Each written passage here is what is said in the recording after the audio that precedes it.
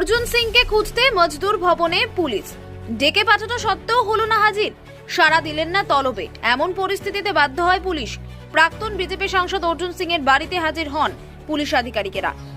এদিন সকালে শুধু ব্যারাকপুর পুলিশ কমিশনারেট নয়, জগদ্দল থানার পুলিশ পর্যন্ত হানা দেয় মজদুর ভবনে। কিন্তু তিনি থাকবেন না জেনেও কেন পুলিশ সেখানে গেল তা নিয়ে উঠছে প্রশ্ন। জানা গিয়েছে, জগদ্দল থানার তরফ থেকে বিজেপি নেতা অর্জুন সিংকে তলব করা সত্ত্বেও তিনি উপস্থিত হননি। যদিও আইনজীবী মারফত তিনি জানিয়ে দিয়েছেন যে আগামী 2রা জানুয়ারি পর্যন্ত তার পক্ষে হাজিরা দেওয়া সম্ভব নয়, কারণ তিনি বাড়িতে থাকবেন না। কিন্তু এরপর বেশ কয়েকজন পুলিশ আধিকারিক মজদুর ভবন পৌঁছে যান এবং সেখানে কিছুক্ষণ থাকেনও। এরপরই প্রশ্ন ওঠে যে তিনি সত্যিই বাড়িতে নেই কিনা, সেটাই কি দেখতে গেছে পুলিশ?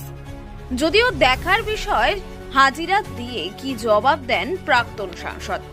উল্লেখ্য, মুখ্যমন্ত্রী মমতা বন্দ্যোপাধ্যায়কে জেহাদিদের সঙ্গে তুলনা করায় তাকে পাঠানো হয় নোটিশ। এখানেই শেষ নয়, ভাটপাড়া পুরসভা তৃণমূল কাউন্সিলর অভিমন্যু তিওয়ারি তার বিরুদ্ধে জগদ্দল থানায় অভিযোগ পর্যন্ত দায়ের করেন এবং সেই অনুযায়ী তাকে তলব করা হয়। তবে যেহেতু তিনি এই মুহূর্তে রাজ্যের বাইরে, তাই এই প্রসঙ্গে প্রাক্তন বিজেপি সাংসদ নিজের অবস্থান জানাতে পারেননি। এবার দেখার বিষয় যে এই জল কত দূর গড়ায়।